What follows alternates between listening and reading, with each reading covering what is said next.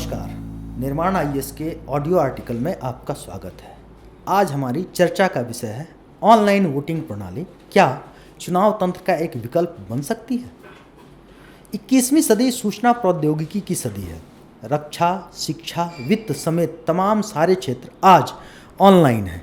इन क्षेत्रों का आपस में यदि समुचित समन्वय सुनिश्चित हुआ तो उसकी भी एक प्रमुख वजह ऑनलाइन ही है। यदि दुनिया के हर प्रमुख क्षेत्र में ऑनलाइन प्रणाली का उपयोग हो रहा है तो फिर आखिर वोटिंग सिस्टम को ऑनलाइन क्यों नहीं किया जा रहा है। अगर मैं भारत में चुनाव के खर्चे की बात करूं तो भारत में साल 2019 में हुए लोकसभा चुनाव में 60,000 करोड़ रुपए खर्च हुए। इस हिसाब से भारत देश के वोट देने वाले हर नागरिक के एक वोट का मूल्य 700 रुपये बैठता है। अब यदि हमारी चुनाव प्रणाली ऑनलाइन होती तो ये सारा खर्च बच जाता। तो क्या सरकारें भी इस दिशा में काम न करती? आइए अब इन सवालों के जवाब तलाशते हैं। अगर हम चुनाव प्रणाली की बात करें तो इसके दो प्रमुख स्तंभ होते हैं, अनामता और निष्पक्षता। अनामता से तात्पर्य वोट देने वाले की पहचान को गुप्त रखने से है, वहीं निष्पक्षता अपने आप में एक बड़ा अर्थ लिए हुए है। इसके मायने किसी चुनाव के मुक्त और निष्पक्ष होने से होता है। अब किसी देश के पास चुनाव कराने के 3 विकल्प होते हैं। पहला बैलेट पेपर प्रणाली, दूसरा इलेक्ट्रॉनिक वोटिंग सिस्टम, तीसरा इंटरनेट वोटिंग सिस्टम। यदि भारत में चुनाव के लिए इस्तेमाल होने वाली वोटिंग प्रणाली की बात की जाए तो भारत में चुनाव कराने के लिए इलेक्ट्रॉनिक वोटिंग सिस्टम का उपयोग किया जाता है। भारत की चुनाव मशीनरी ने इसे बेहद सुरक्षित बताया है। हालांकि इस पर तमाम तरह के आरोप लगाए जाते रहे हैं, मगर भारतीय चुनाव आयोग ने समय समय पर इन आक्षेपों का खंडन अपने विभिन्न हैकेथॉन और मॉक ड्रिल के माध्यम से किया है। मगर इस प्रणाली के साथ एक मुद्दा जरूर है कि यह खर्चीली है। जैसा पहले यह बताया गया है कि एक चुनाव में लगभग 60,000 करोड़ रुपए का खर्च आता है। इसके अलावा ये बहुत अधिक समय भी लेती है। हाँ, यह जरूर है कि बैलेट पेपर से चुनाव कराए जाने की इस तुलना में इससे कम समय लगता है। तो क्या भारत को इंटरनेट वोटिंग सिस्टम की दिशा में आगे बढ़ना चाहिए? इस संबंध में विश्व के अनुभव क्या है?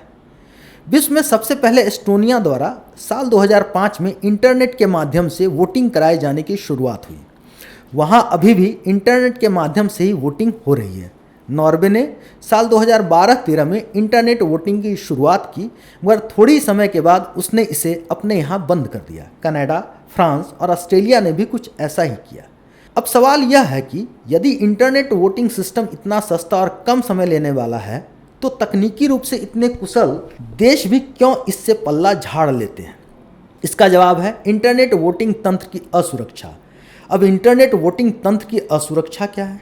इससे संबंधित एक असुरक्षा तो सर्वर सुरक्षा व्यवस्था है जो इस प्रणाली को संचालित करेगी, और दूसरी असुरक्षा व्यक्तिगत असुरक्षा है। यदि सर्वर का नियंत्रण किसी व्यक्ति या संगठन के पास आए तो वो अपने हिसाब से वोटों का पैटर्न सेट कर सकता है और मनपसंद उम्मीदवार को जिता सकता है।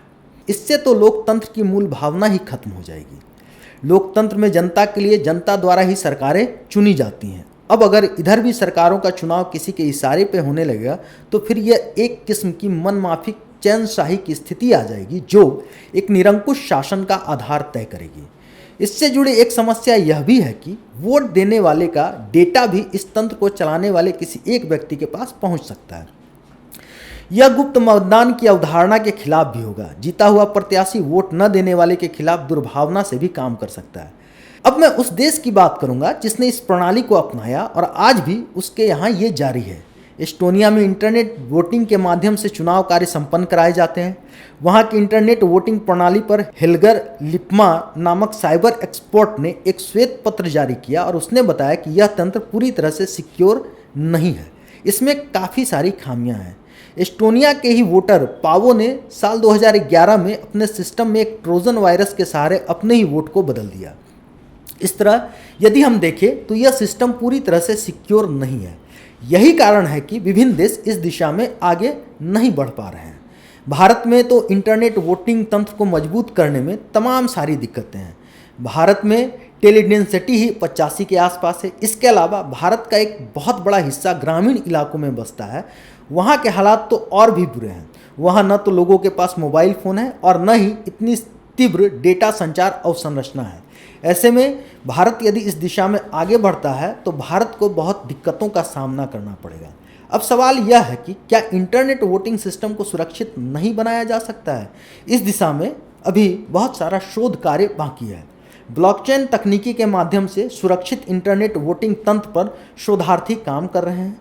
इसके सकारात्मक परिणाम भी आए। अगर सब कुछ ठीक रहा तो बहुत जल्द ही एक सुरक्षित इंटरनेट वोटिंग तंत्र का विकल्प भी हमारे पास होगा। धन्यवाद।